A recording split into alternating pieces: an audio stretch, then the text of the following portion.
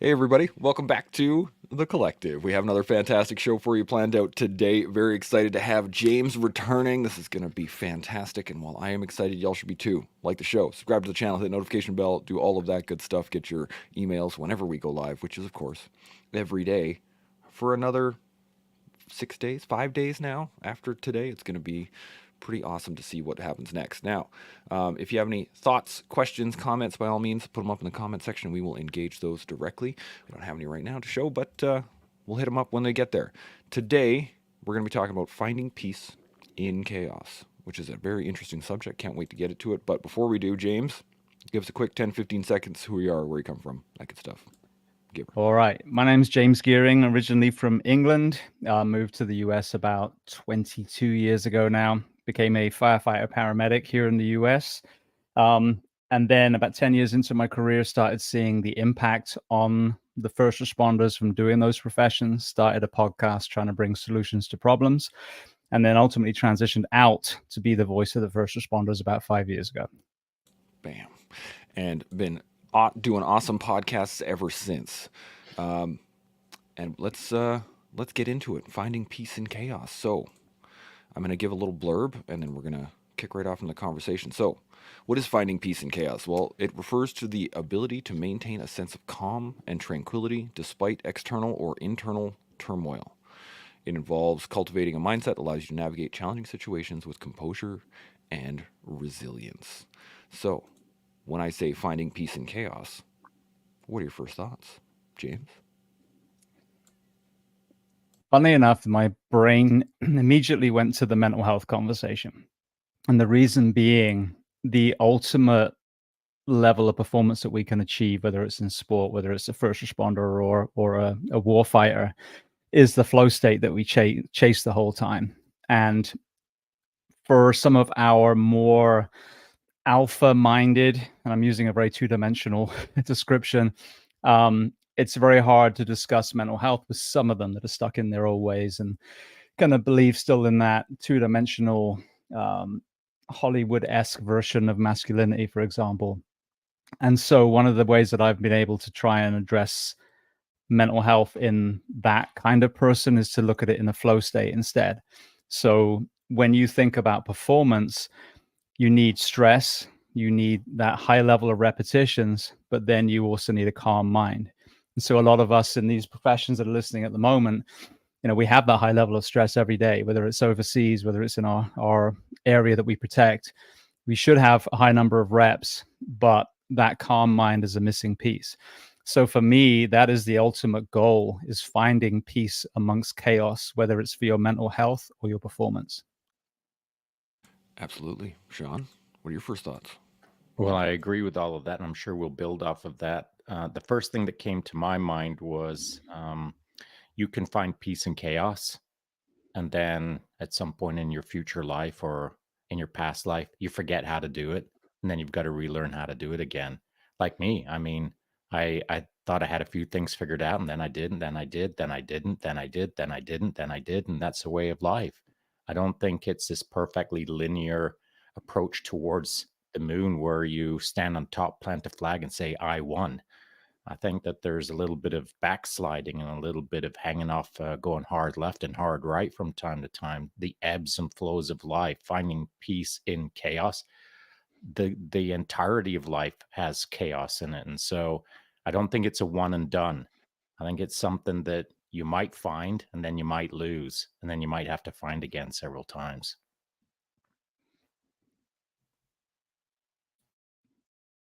You're muted, Chance. God, I can't believe I'm doing this. Anyway, I was just saying that is a really interesting thought pattern. James, what do you think on that? I couldn't agree more. I think this is the problem. We were just talking about my new t-shirt. Let me do a plug. Self-care and sabotage. I think this is the tug of war that a lot of us struggle with, especially the shame and guilt that comes with falling off the wagon, whether that's addiction, whether that's a workout program, mobility, nutrition, whatever it is I think there is this kind of projected element of that 45-degree, growth that Shaun was talking about, and that's wrong.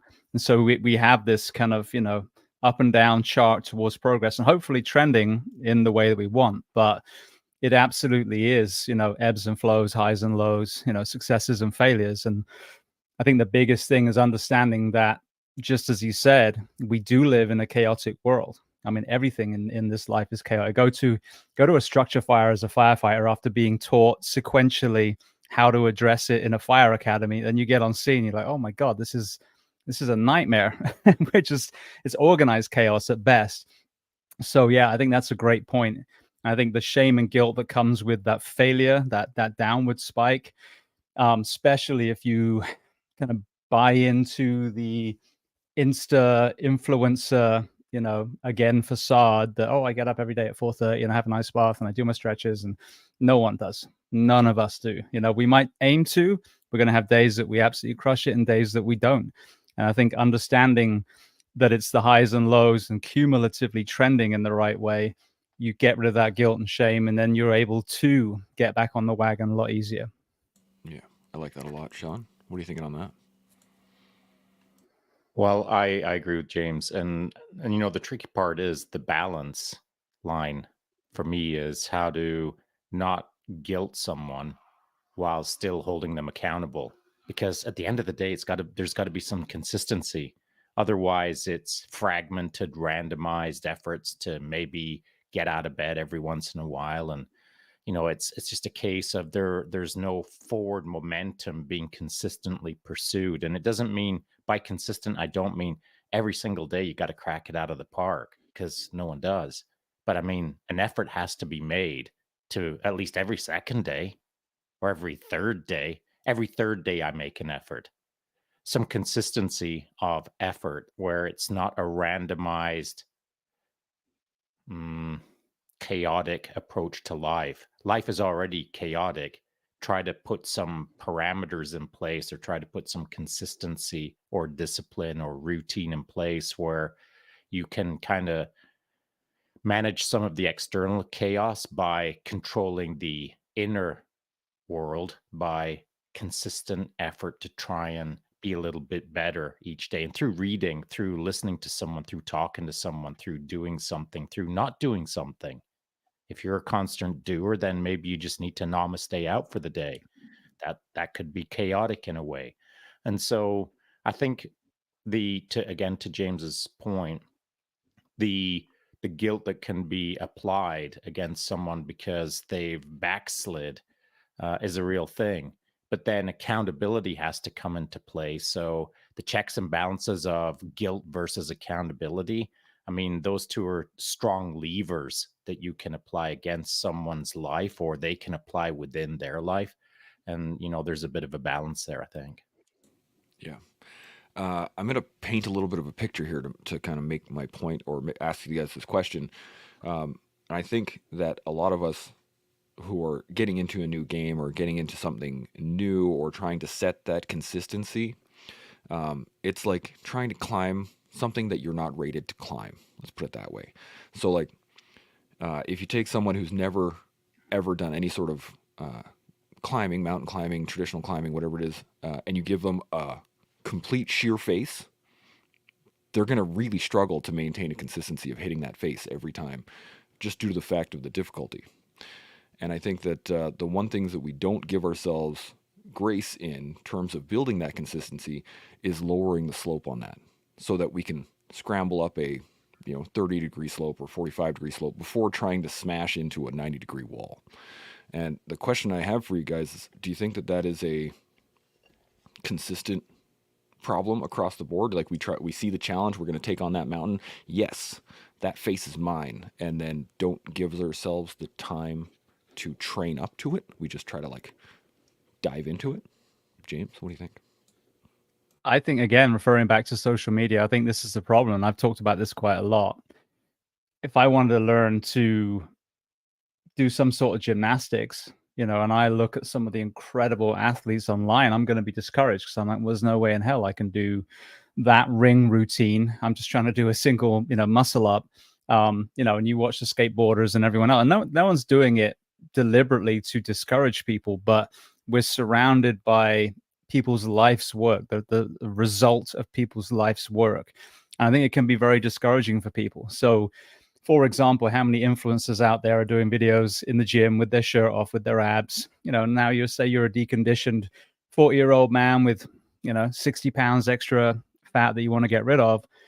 His routine, bench pressing on a Swiss ball may just be like, it's that sheer face.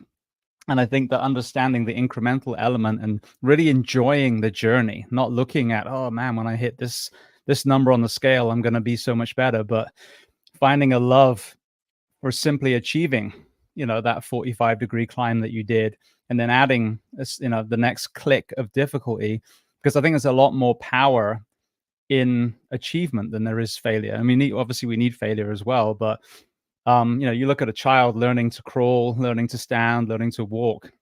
You're not screaming at the infant going, why aren't you running yet? You celebrate every step and you encourage them, and therefore they keep getting better and better and better. But I feel like when we get a little bit older, it's like and I've talked about this numerous times, this whole participation trophy conversation drives me crazy because you're discouraging people from trying.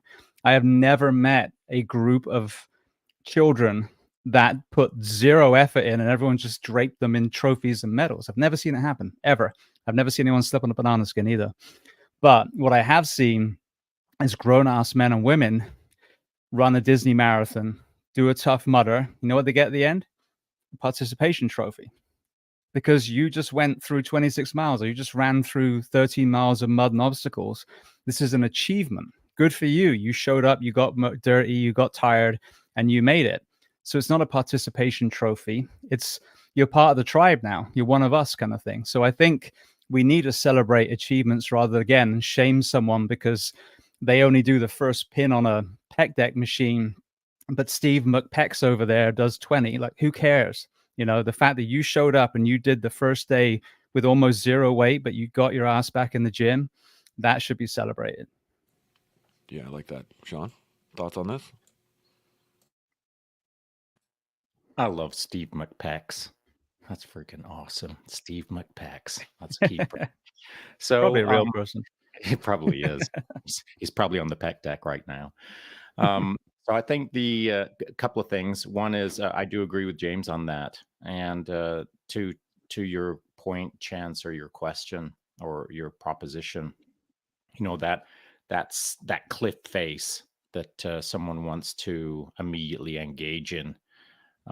There's a lot of that in social media where, let's use David Goggins as an example, as the example. Someone will watch a video of David Goggins running down a highway, maybe in black and white, and his shirt off, definitely. And he's just cursing out the crowd. He's just letting all the F-bombs fly and stay hard and pointing his finger and getting the viewer revved up, motivated. Now they're hopping off the couch and they're running down the highway, getting after it way harder than they should be on day one of the rest of their life. And so they wake up the next morning and they've got DOMs. They've got delayed onset and they're stiff as can be. And they don't do anything that day. And they don't do anything the next day because the 48 hours later is even worse. And so now it's 3 days into it. They watched a video a couple of days ago and they got all wired up. And now they're not as stoked because that was 3 days ago. And so a David Goggins mentality on day one is maybe not appropriate for someone who hasn't been living that life. So you've got to edge your way in. You've got to ease your way in. And so that cliff face is definitely the wrong thing for most people. However, there's always outliers. Like, I'll call myself an outlier. If I've been laying on the couch for 10 years and someone says, there's no way you can scale that cliff by the end of this year, I'll be trying to scale that cliff because that's the way I'm wired. And so it comes down to how each person approaches life, and everyone's got a unique approach. Some people like to ease into it. Some people like to try and do the impossible, and they don't care about the failure. They don't care about the win. They just care about the challenge of the process. So James hit it on the head for me, the process. Engaging in something not just for the day, but for your life, not just for, maybe life sounds too long, maybe for the rest of 2024, engaging in a process.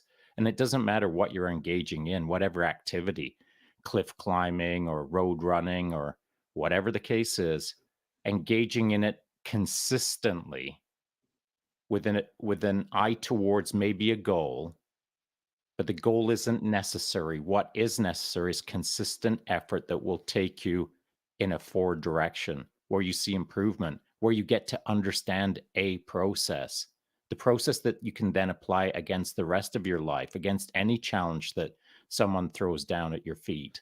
Like, do you think you can climb that cliff? If you can crack out one successful year of understanding a process, now you can address anything. Now you can get to work on cliff climbing if that's what fascinates you. But cliff climbing will be spoiled if someone says, go climb that cliff. And after an hour, you're so frustrated, you'll never go near a cliff face again. And so I think first things first is you've kind of got to understand yourself to some degree and how you are wired. And then the people around you who are throwing challenges around, maybe craftily, boutiquely creating a challenge for you because they know you.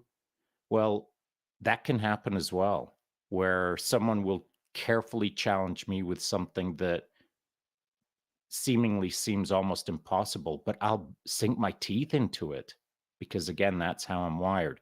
So you've got to understand the person's got to understand themselves, and then the process has to start unfolding. Yeah, I like how you put it there. And I got a question on that. I just want to hit this up real quick. Lisa jumped in here. Good afternoon, everyone. Good to see you, Lisa. She was saying, I just talked to my mom about this, showing up for myself and setbacks, finding balance. Perfect. So the question I have on that, to your point, Shaun, is that I think a lot of us, especially in the first responder / veteran world, is we don't really know how to find peace, but we know how to impose quiet. And I think that that is kind of the wall that we're facing right now in terms of the veteran space, the first responder space, is that we can get busy real fast so that we can quiet our mind. We can do a lot of things to quiet our mind without actually seeking to find that peace. And so I'm wondering, do you guys see that as well, or do you think that there's an additional issue in there that I'm not seeing? James, what do you think?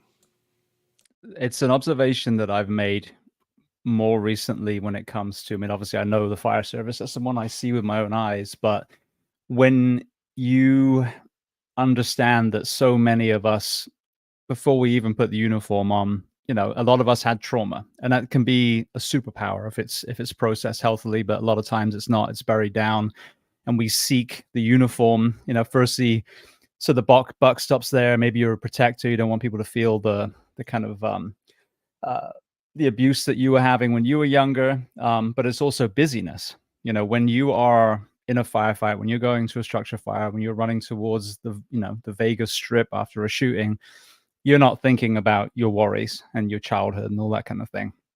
So I like that you said impose quiet, because that's kind of how I see our profession. And I think in my profession, it seems like about 10 years that the newness really starts to wear off. The structure fire that would get your heart beating out your chest when you were, had a year on as a probie, it's a nothing fire when you're 10 years in. So that adrenaline level, that stress, that newness, that challenge starts depleting.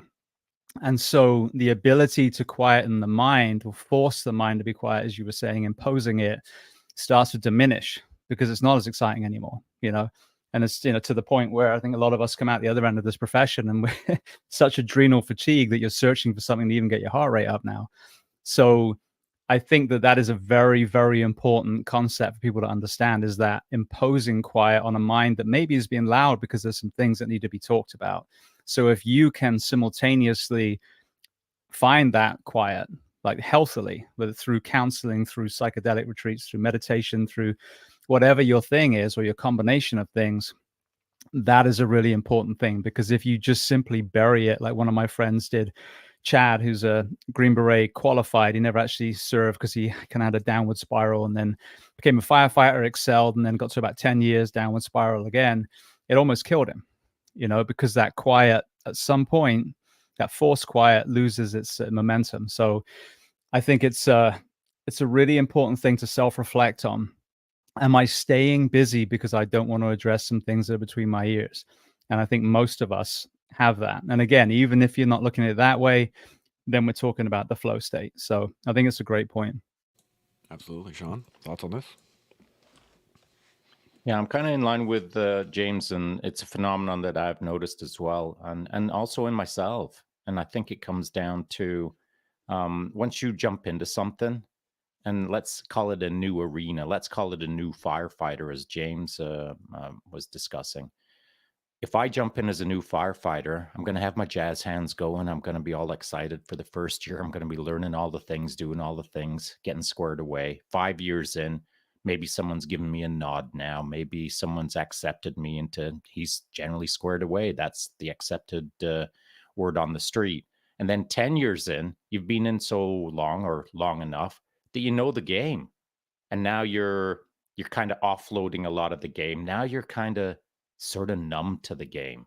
And it's not that you've become full zombie, but you've kind of lost the joy of the process. You've kind of disconnected from the fun of it, or what got you stoked to do it at the start. Now it's not mundane. It's just business as usual. And you've kind of disconnected from the business as usual. And so what keeps us involved in life, the joy of life, has been almost stripped away just through the either incessant nature of call after call after call and you're worn down, or the incessant nature of maybe shift work where you're flippity flopping from days to nights to days to nights, and you just can't get a sleep rhythm and you're just worn down to a nub. And so it's not that you've gone full zombie. It's just that you have disconnected from the joy of the job. And then maybe you realize it. And then you bounce out of that career into another career. And now you've got your jazz hands going again. But you're fresh meat to the crew that you've just moved into. They don't know that you just came out of a semi-zombie state. They just see an excited new white belt in whatever industry that has got their hands going, and they're excited and they're learning. And now they're a year in, now they're 5 years in, now they're 10 years in, now they're semi-zombie. Now they step out into a new arena. No one ever forms the pattern unless there's someone who's in your life a long, long time and can observe the ebbs and flows. There's only one person who can do this: you. You've got to observe yourself. You've got to understand that, oh man, I just see what happened there. I cannot believe that was my program over the last 2.5 years. What the heck? And now I'm going to adjust. And so there's never any shame in adjusting your trajectory, course calibrating yourself just a little bit better once you realize that, oh, I had a blind spot there. I can't believe that. Got to do something about it.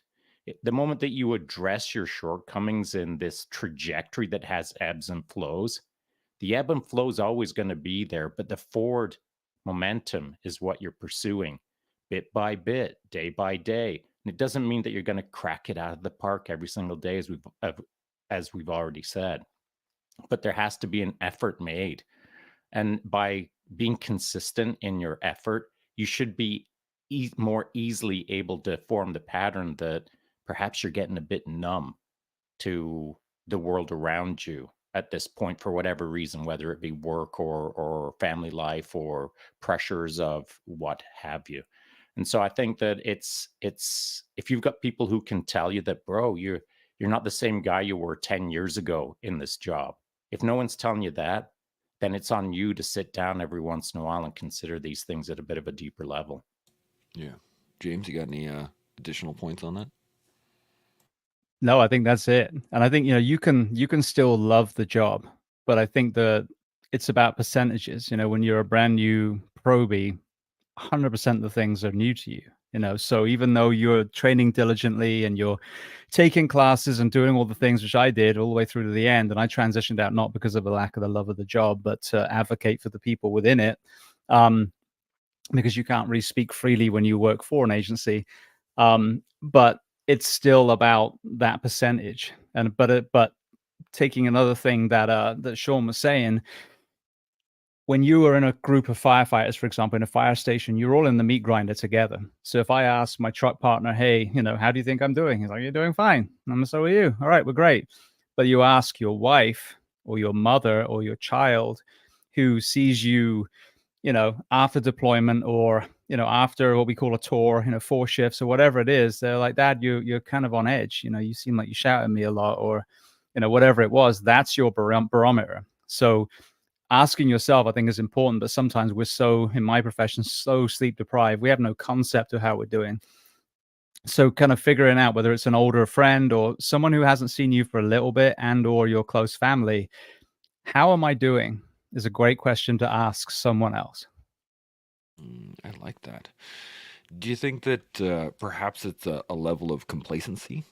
Like we get to a point that you do the job so autonomously that it creates more time to be quiet, in like more of that imposed quiet, because less of that imposed quiet, because the job no longer takes all of that cognitive processing of just, okay, now I need to do this and now I need to do this. It's more just your body's moving, and you start to realize that all the stuff starts coming back up, if you know what I mean. So I'm just wondering if do you think it's a complacency thing, or do you think it is or it's complacency in addition to some of the other issues as well? Shaun, what do you think? Going to you first.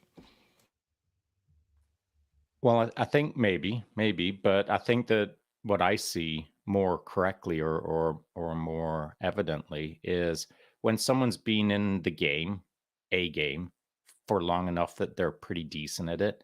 The moment that they have a spare moment, they're onto their phone. And so the distraction is the phone, the computer screen, the laptop, the workstation, but commonly the phone.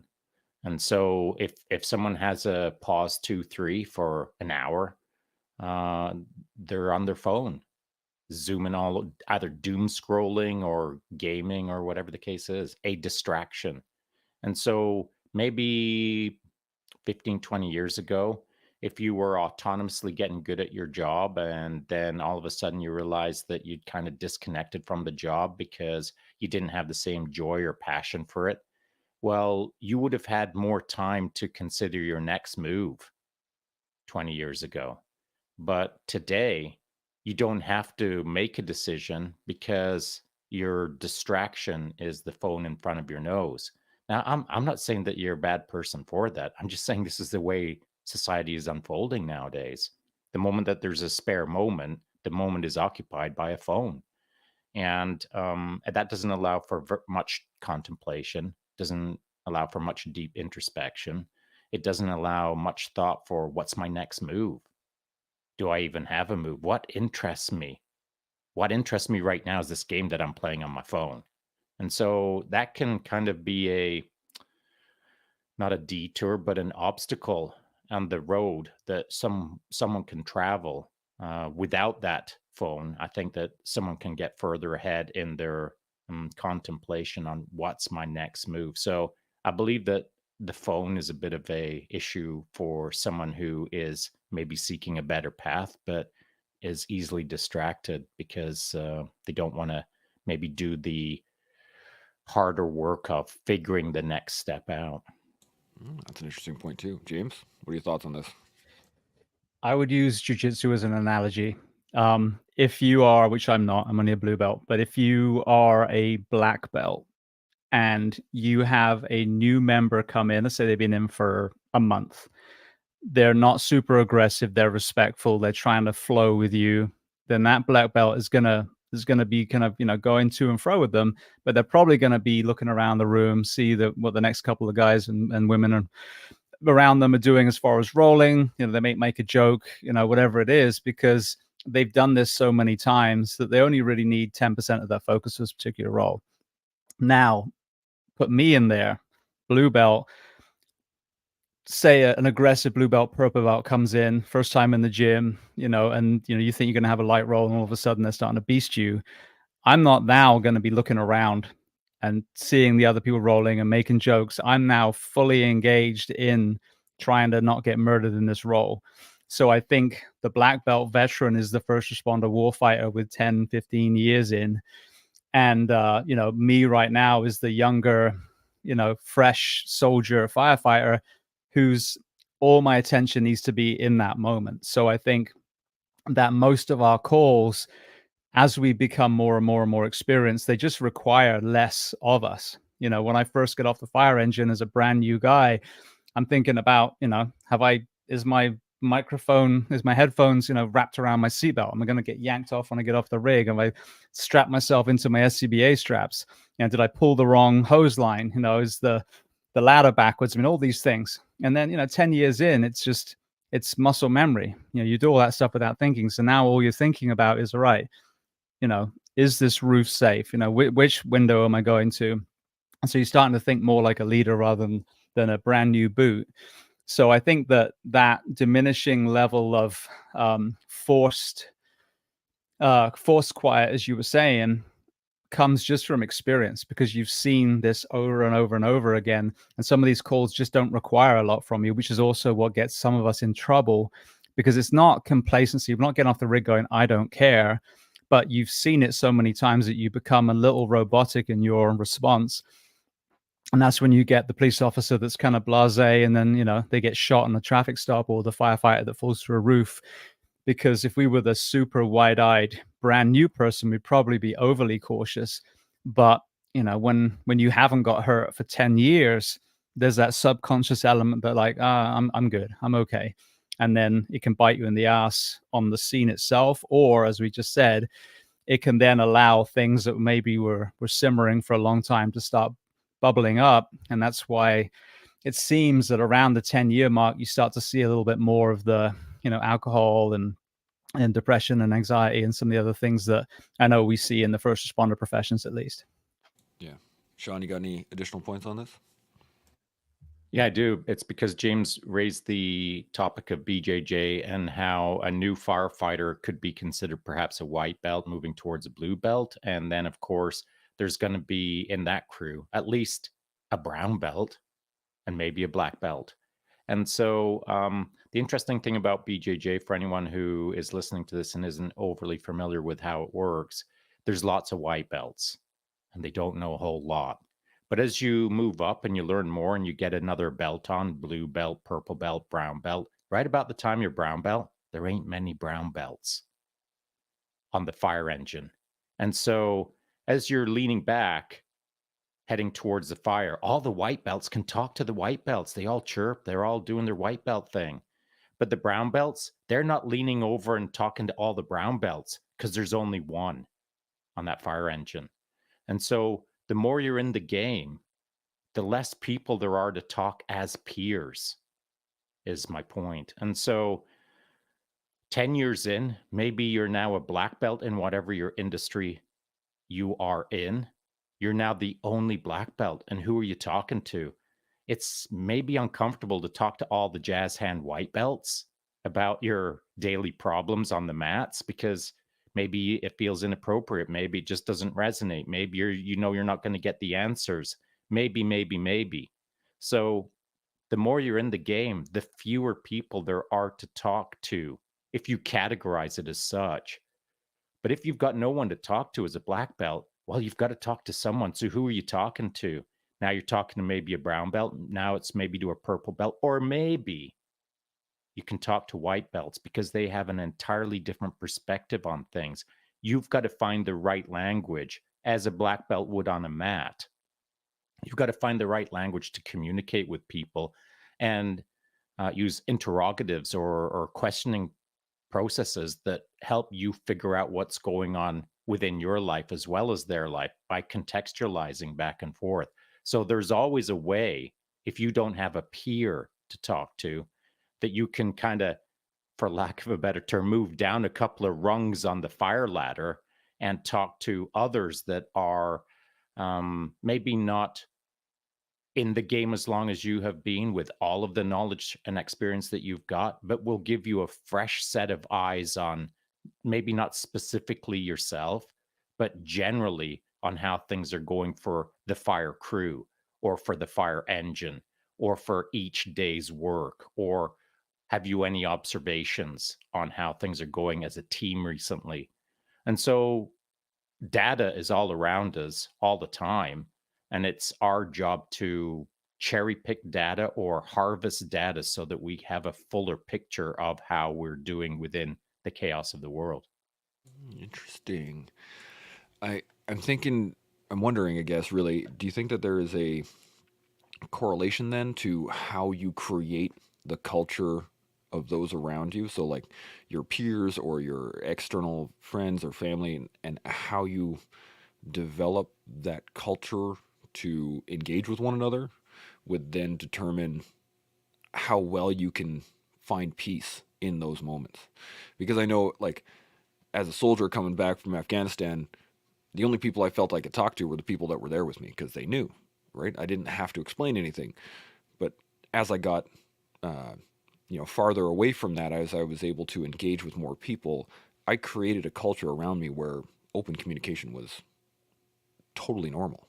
And it didn't matter that this person had been there or that person had been there. I was just open to communication. So that allowed me to find peace, I guess, faster with what I had dealt with because I had created a culture of open communication. Do you think that that applies to other areas? James, what do you think? I think to simplify it, it's the concept of you are the sum total of the 5 people around you. I think that you have to look at who you surround yourself with. I find it very hard after wearing uniform for 14 years to sit around and talk about football and politics and all that stuff. And, it's just not my jam because I love conversations like this. So I seek people who are interesting, people who have challenged themselves in some way, shape, or form. It might be, a housewife or house husband with 5 kids that did everything, homeschooled or whatever it is. But I think that open communication is also just being a student, just being hungry for nurturing conversation, and and then also obviously vulnerability, not masquerading as some immortal superhero, but the enemy of healing, the enemy of creating a culture that allows us to discuss, the things that we've done, the things that we've seen, if it's appropriate. Um, the enemy of that is divisive, conversations that seem to be so popular at the moment. So I think curating the people around you, and obviously your family. Hopefully you've chosen a partner that you love, and that you've got a great relationship with your kids. So that should be somewhat inbuilt, but you can definitely bring them in more into what you've done. And I think this is what we need to do in the military and the first responder professions: is educate the families more, support the families more, because we're off doing our thing in our uniform, but they're the ones holding the line. They're the ones being a single parent for whether it's a day or a week or 9 months at a time. So they're the kind of unspoken heroes, but also the people around you. I really struggle to have superficial water cooler conversations after this. I mean, I literally give you a perfect example, and this is younger people I'm talking about, but we just had a murder here in our shopping mall in Ocala Christmas Eve. A guy basically executed another guy. I have no idea the backstory, but in front of all these people with their children shopping for gifts the night before Christmas. And I overheard some kids the next day. So it's 2 days. So it wasn't Christmas Eve. It was the 23rd. So on the 24th, I was in a bookstore and heard these kids talking about it. And this one was saying, I would say kids, like teenagers, how happy she was that she got the day off now because the mall's closed for 2 days, and there was this kind of sense of ooh and ah about it. But to a first responder or a military member, what that actually looks like. You know how horrific that is. And you feel sad and you empathize for everyone that saw it. And the 2 families that are now destroyed, the victim's family, and ultimately when they catch him, the perpetrator's family. Of deep, meaningful conversations where I can actually go the places I need to if someone's, talking about Trump or Biden or this football team and why their quarterback sucks, and I just can't do it. So I think for me, I agree with you 100%. I think you have to curate it, because if you're around negativity and shallow conversations, and again, the facade of masculinity, that might be the polar opposite of what you need. We are warriors, warrior poets. So at times we have to do the hard stuff, but other times we need to have these deep conversations. And I think just to underline that, I'm loving the fact that a lot of men in our professions are telling each other they love them, because we're starting to really pull away that RoboCop, mentality that we were kind of groomed with when we were younger, and realizing that, when you've been to war, when you've been to a structure fire, when you've cut kids out of a car, you've been to a place that most people will never know. And that is a sense of deep, deep brotherhood and sisterhood. So you have to kind of find similar humans, even if you're not deployed or wearing uniform anymore. Yeah, absolutely. Shaun, thoughts on this? Well, that's why I enjoy talking with James, because I consider him a peer to some degree, and only in the sense of he's done a boatload of podcasts, talked to a boatload of people who are boatload of interesting, and he's gained experience through that I enjoy listening to or engaging with in a conversation. So anytime I get to be around someone like a James, I'm stoked. I'm not doing backflips right now. I'm not flashing my jazz hands, but I'm pumped because it's the kind of thing that I like to do nowadays, because I understand the value of it.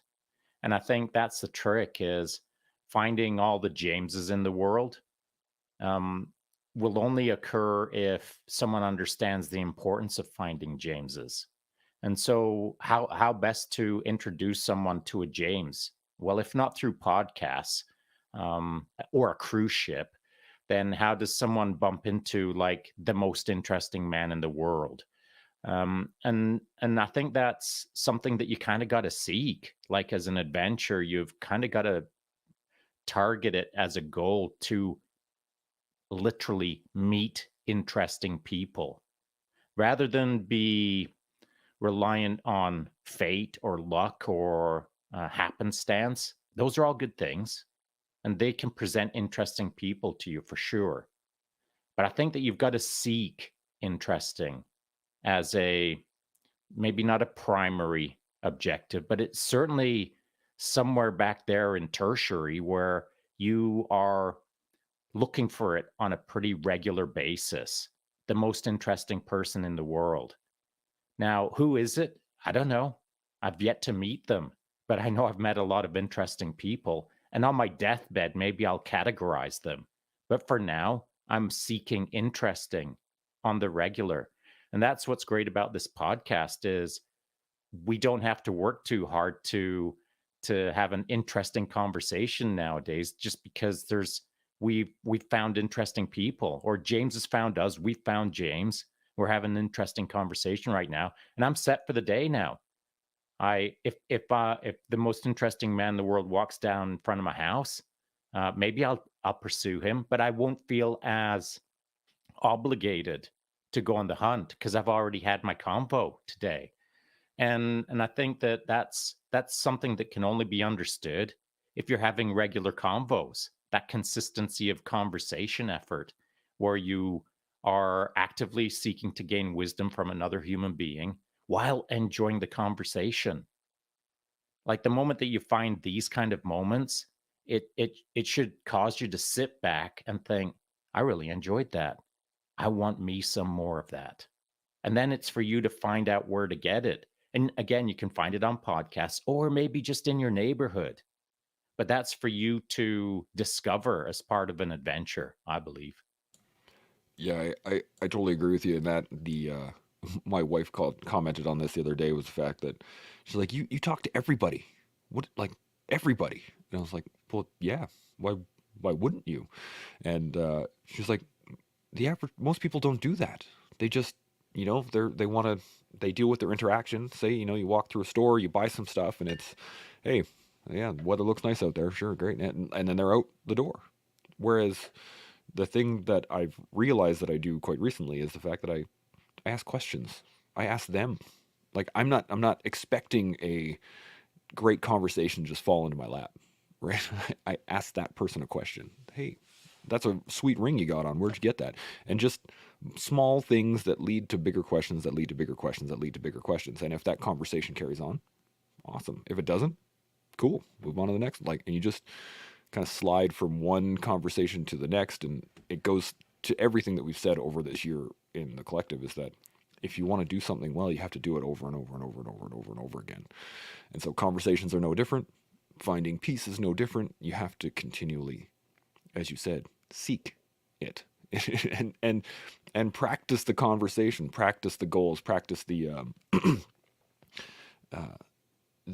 ability to then engage in the conversation. Because at the beginning of this year, Shaun, I don't think we would have been able to do that, have that great conversation and then be good for the day. But after 359 podcasts so far this year, we're able to have that good conversation and go, check, we're good to go. And then also, if others appear, bonus. James, I saw you writing something down. What do you got? Well, firstly, I agree with you 100%. You know, 7 years now into the podcast, the only reason why I'm able to have these interesting conversations is because I've learned from almost 900 people now, yourselves included. So being constantly curious, I think, is a real superpower. And you really learn that when you start doing this. I mean, I had no idea that I was going to start a podcast. I just was looking for a good one in my profession. There wasn't one there in this particular field, in wellness, in firefighters back 7 years ago. So, you know, I stumbled across this, and it's been an amazing, you know, journey of learning. But just being curious, if you're talking about, again, you know, two political candidates, or you're talking about two football teams, or, you know, whatever TV show, are you learning? And it's okay to have superfluous conversations. Trust me, I put on crap TV, you know, all the time just to kind of switch off. But, you know, are you learning? And I think that's a really important thing. If over and over again you're getting angry when you're having these conversations, or you're literally walking away going, you know, if you analyze it, I literally gained nothing from that conversation. I just trashed a, you know, 20-year-old college player because he didn't tackle person X. You know, did I really bring value to the world? But just to pull an analogy, I was just on a cruise, and I don't mean to badmouth the individual involved, but it was a really powerful kind of visual moment. There was one of these like game shows that you do on cruises, and it was Battle of the Sexes. So they split the room, you know, the women on this side, the men are on that side. And, you know, teams of 5 or 6 would do each of these little funny party games. And there was one where they had to blow up a balloon and then tie a knot in it, put it between their legs, kind of waddle over, and then kind of basically, for lack of a better word, dry hump their partner and make the balloon pop. And there was a group of young lads. Again, they seemed polite, they seemed nice. They were kind of from the Middle Eastern area somewhere, as far as their origin. Didn't ever do a workout in the gym without their shirts off, I'll tell you that much. So, you know, show muscles. We played this game in the evening, and this whole group of the same bunch of teenagers, or, you know, early 20s, whatever they were, went up on stage. And the women destroyed them because these men with their muscles couldn't blow the balloon up. And it was just a great analogy of, from the outside looking in, you know, they're in shape, they were good looking lads. But when it came to actually bringing substance to a moment, they weren't able to blow a balloon up, you know. And again, I'm not making fun of these guys. It was just simply, sometimes you're having this conversation, for example, and it's politics or sports, or, you know, Game of Thrones or whatever it is. On the outside, it looks like you're having a conversation, but what are you really pulling away? What's the value of that conversation? I think this is the superpower that I tripped over 7 years ago. I was a super passionate, curious firefighter that wanted to be the best I could be. I'm not going to compare myself to other firefighters because that doesn't make any sense to me, but I wanted to be the best version of me. But then when I got into this and realized, again, like Shaun said, I was an absolute white belt in conversations, and my knowledge base was here, you know, stunts, firefighting, and, you know, CrossFit was pretty much it. And then it just started widening and widening and widening. So for me, to use the analogy, you know, now I realize it's more important to be able to blow the balloon up than it is how I look on the outside, metaphorically, when it comes to conversations. I like it. All flash, no bang. Shaun, thoughts on this? Yeah, all show, no go. And to the show, you know, this show that we're on right now, or James's show, you've got to have done a lot of go in order to have a show a year later. And so James's 900 goes in his show, and we're coming up on 400 goes in this show. And that that is no joke. The consistency of effort that it requires to bang out that number of episodes by James. And by the way, not just like he's not having all white belts on his show like Chance and I. And so his journey, James's journey in the chaos of his world, James's journey in the chaos of the podcasting world has brought him a certain amount of peace, in the sense of he's seen things from other people across from him on the digital screen. He's heard things from other people on that digital screen that have made him think about his world in a different way, have made him listen in a different way, communicate in a different way. And it's added peace to his life. I mean, I remember watching James for the first time and now watching James now. And I think we all grow.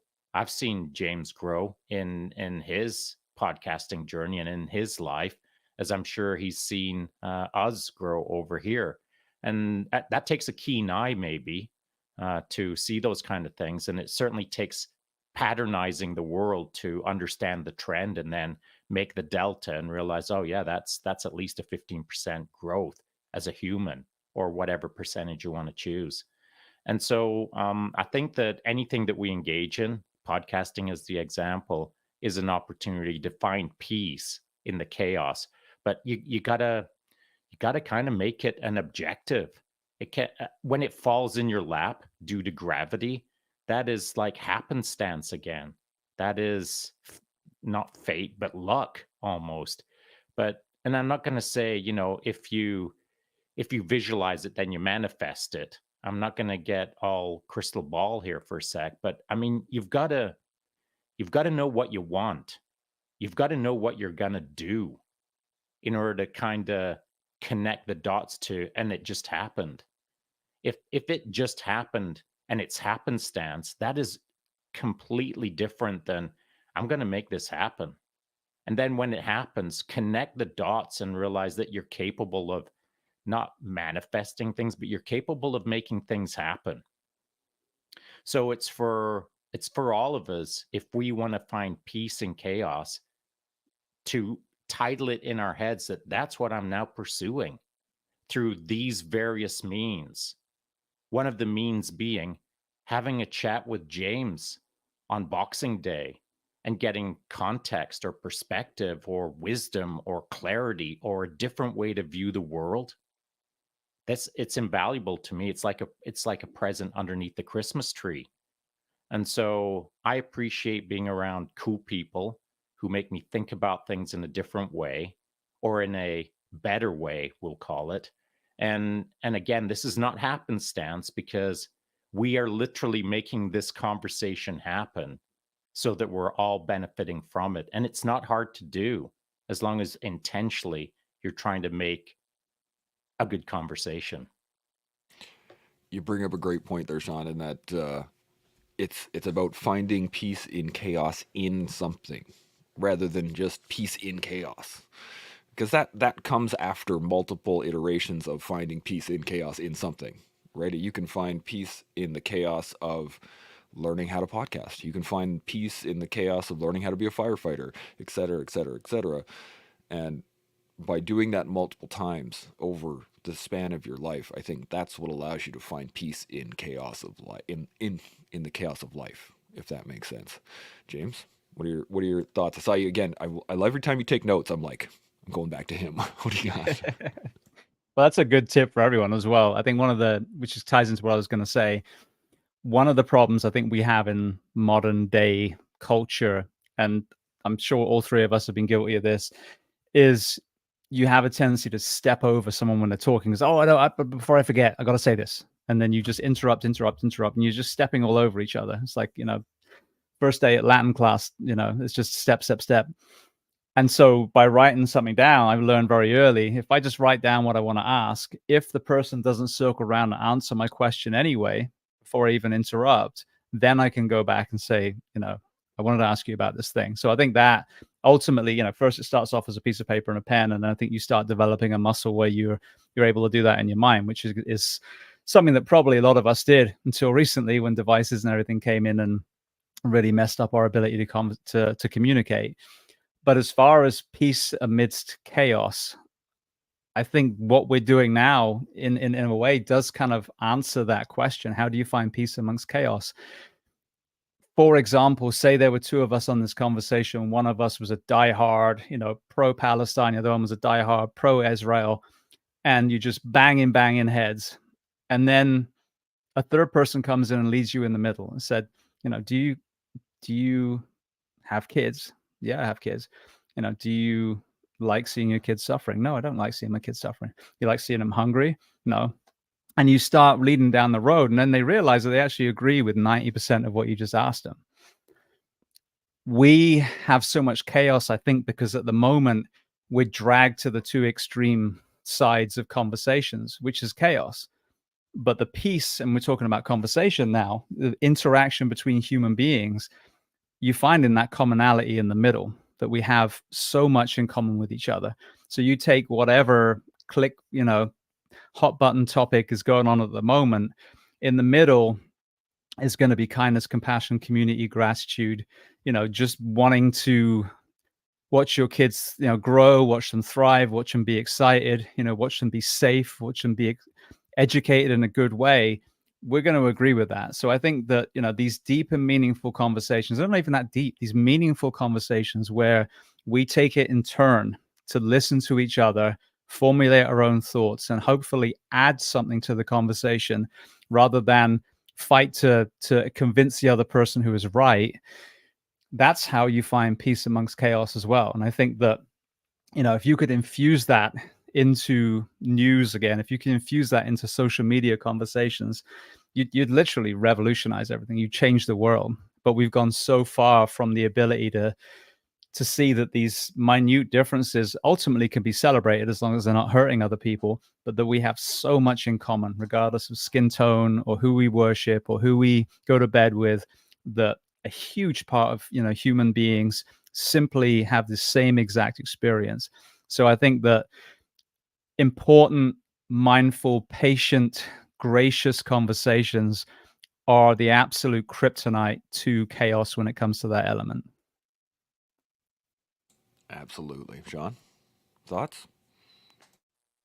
It's not that it's a rare moment, but it's uncommon where I don't feel like I've got something more to add, but I've got nothing to add now because James just freaking cracked it out of the park. Knocked it out of the park. I like it.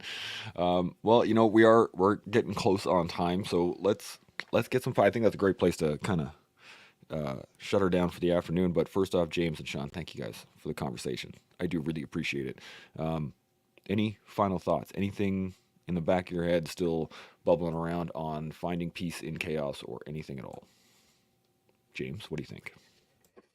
I think, that final thought, that was pretty much it. And I just want to infuse some hope. Let's make 2024 the year where, we rebuild community, that we start pulling each other together rather than pushing each other apart. So I hope that we're at the beginning of a paradigm shift. I really believe that people are yearning for a lot of the good things. They're yearning for podcasts, they're yearning for documentaries, they're yearning for good books and, great movies with great, interesting stories and, community. I think people want to refine that tribal element that we've had for hundreds of thousands of years before recently. So may 2024 be an awesome year. I'm going to leave it with that. I like it. Shaun, final thoughts?